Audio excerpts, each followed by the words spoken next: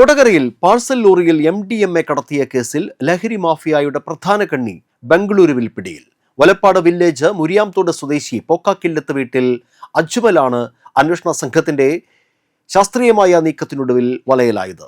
നേപ്പാൾ തലസ്ഥാനമായ കാഠ്മണ്ഡുവിൽ നിന്ന് ലോറിയിൽ കേരളത്തിലേക്ക് വരുന്നതിനിടയിലാണ് ബംഗളൂരുവിലെ ചിക്കബെല്ലാപൂർ ജില്ലയിലെ പരേശാന്ദ്ര എന്ന സ്ഥലത്ത് വെച്ച് ഇയാൾ പോലീസിന്റെ പിടിയിലായത്. പ്രതിയെ കൊടകര പോലീസ് സ്റ്റേഷനിൽ എത്തിച്ച് നടപടിക്രമങ്ങൾക്ക് ശേഷം കോടതിയിൽ ഹാജരാക്കി റിമാൻഡ് ചെയ്തു.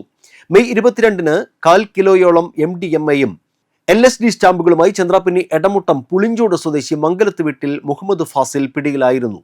നിലവിൽ റിമാൻഡിൽ കഴിയുന്ന ഫാസിലിനെ ചോദ്യം ചെയ്തതിൽ നിന്നും അന്വേഷണ സംഘം നടത്തിയ ശാസ്ത്രീയ അന്വേഷണത്തിലുമാണ് ലഹരിമരുന്ന് എത്തിച്ചത് അജ്മലിന് വേണ്ടിയാണെന്നും അജ്മലാണ് ഇത് ചില്ലറ വിൽപ്പന നടത്തുന്നതെന്നും വ്യക്തമായത്.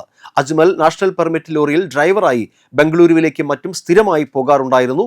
അവിടെ നിന്നാണ് കേരളത്തിലേക്ക് കടത്താനുള്ള ലഹരിമരുന്ന് ശേഖരിച്ചിരുന്നത്. തുടർന്ന് കൊച്ചി കേന്ദ്രീകരിച്ച് കുടിവെള്ള വിതരണ ബിസിനസ് നടത്തുന്ന ഇയാൾ ഇതിന്റെ മറവിലാണ് കേരളത്തിലെമ്പാടും ലഹരിമരുന്ന് ചില്ലറ വിൽപ്പന നടത്തിയിരുന്നത്. മറ്റ് പ്രതികൾ വഴി കേരളത്തിലെത്തിക്കുന്ന മയക്കുമരുന്ന് ആവശ്യക്കാർക്ക് വിതരണം ചെയ്യുന്ന പ്രധാന കണ്ണി ഇയാളാണെന്ന് പോലീസ് അറിയിച്ചു. കളമശ്ശേരി ആസ്ഥാനമായുള്ള എയർ കാർഗോ പാഴ്സൽ കമ്പനിയിലെ ഡ്രൈവറായ മുഹമ്മദ് ഫാസിൽ ഓടിച്ചിരുന്ന ലോറിയിലെ കാർഗോ ബോക്സുകൾക്കിടയിൽ ഒളിപ്പിച്ച നിലയിലായിരുന്നു ലഹരിമരുന്ന് കടത്തിക്കൊണ്ടുവന്നത്. 198.3 ഗ്രാം MDMA-യും 4 LSD സ്റ്റാമ്പുകളുമാണ് അന്ന് പോലീസ് പിടിച്ചെടുത്തത്. Kodakara police station SHO Jerlin V Scaria, ASI VD Aji, grade senior CPO PK Sajeesh Kumar, grade senior CPO TS Sahad, CPO Sreenath എന്നിവരടങ്ങിയ അന്വേഷണ സംഘമാണ് പ്രതിയെ ബംഗളൂരുവിൽ നിന്നും അറസ്റ്റ് ചെയ്തത്.